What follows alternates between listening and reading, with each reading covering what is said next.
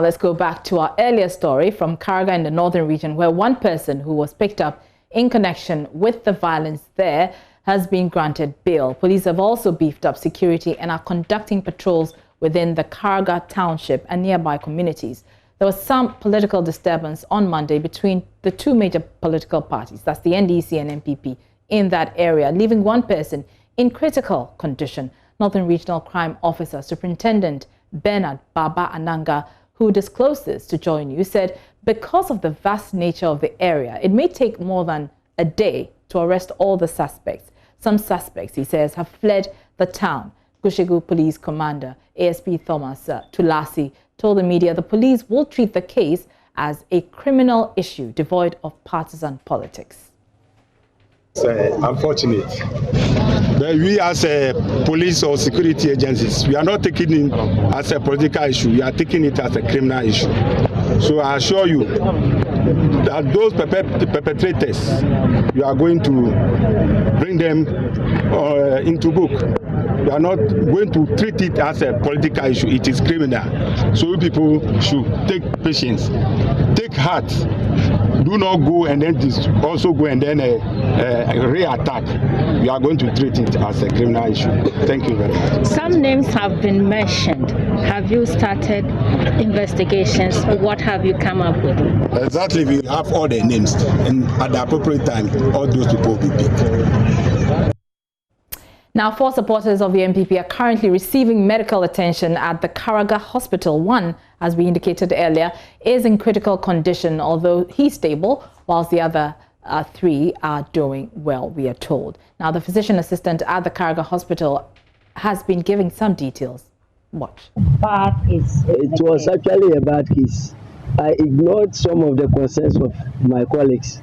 They were shouting I should refer to Tamale. So then I told them to keep their calm.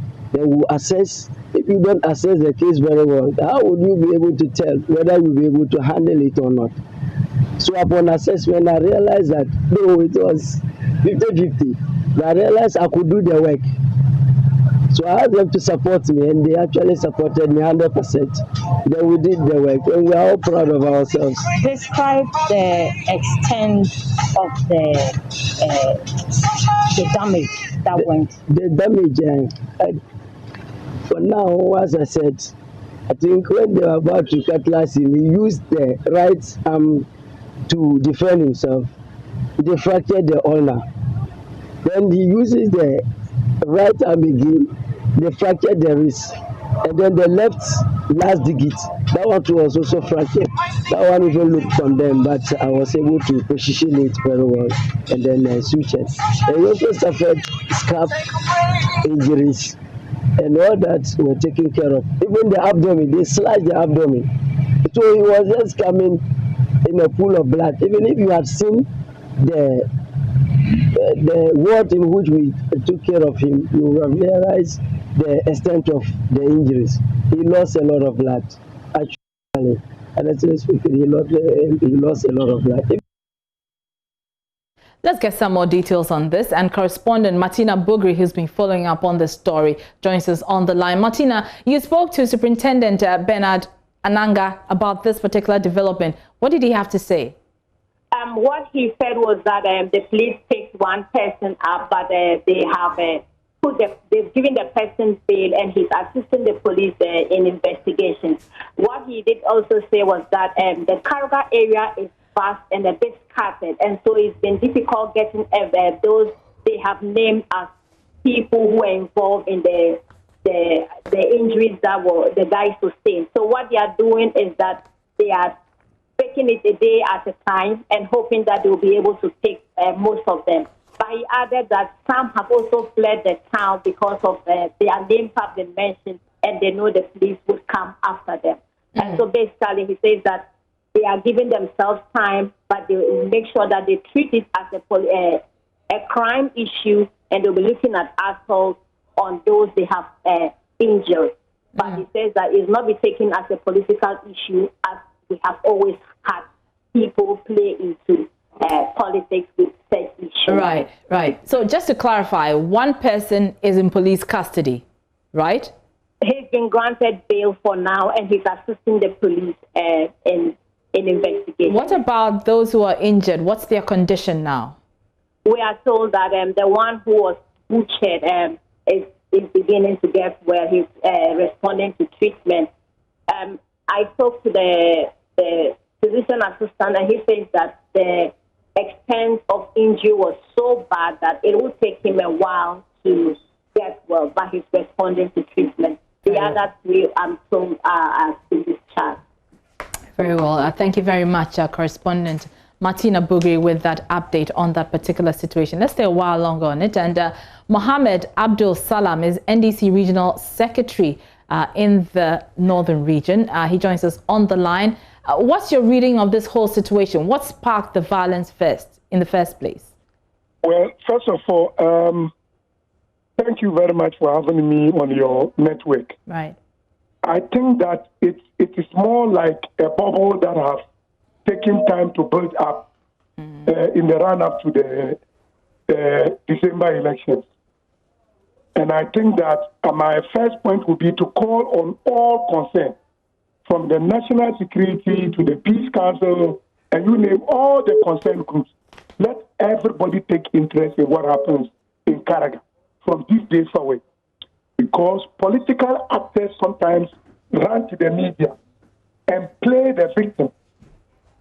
Okay? When in actual fact, they usually are the people who perpetrate some of these crimes. It did not just start today. It started during the limited registration. They did. On the new register, they did. In fact, there's still a case with the police which is being prosecuted at court, where the NPP attacked an NDC agent at a polling station unprovoked. Now, the situation of the NPP in Karaga is such that when they have the NDC organize any program, they will be lined up to prepare an attack on the people after the program. They corner a few people, they either cutlass them with machetes or they knife them on their stomach. We have cases numbering up to 12 of people who have been assaulted at different times. On the particular incident that we are talking about, in Sum, the community called Sum, MPP have organized programs up to about 4 times. There's been no incident. There's been no incident from the NDC by way of any reaction. But on Monday, the NDC was having its first program in Sum. And you know, in the north here, riding of motorbikes are part of our processes when we are having our gathering. Now, MPP did so numerously. Nobody has acted. On this particular score, you are seated on the roadside. The road is not tight. People are riding their motorbikes. And then you accuse those people of kind of riding and creating dust around your sitting place, that you have to even subject them to beating and destroy their motorbikes. Our MP and parliamentary candidate, being an indigent and interested in peace, had to call off the rally. Then on the way back to Karaga, upon entering Karaga, another group attacked them. And in fact, the individual who is said to have been on bail, I think that the police have to be very candid and truthful with the public when it comes to this matter. Nobody has been granted bail in this matter or arrested. What has happened? It is an MPP person who chased an NDC person with a gun to the police station. Within the gun, the police arrested the person with the gun. And that very night, the GCE caused the police to release the person. So how do you conclude that one person has been arrested and granted bail? That is not the truth.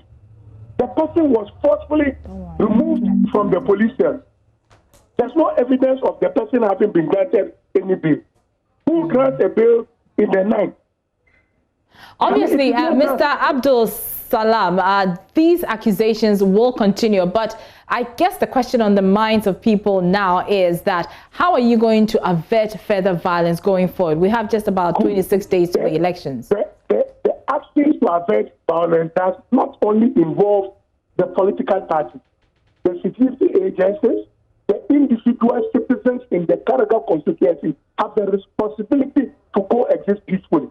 That's why I'm calling on the national security and everybody to take interest All right. Because it is more like some people are deliberately trying to put the Karaga constituency in a bad light. All right. So that they can go underground and further perpetuate violence.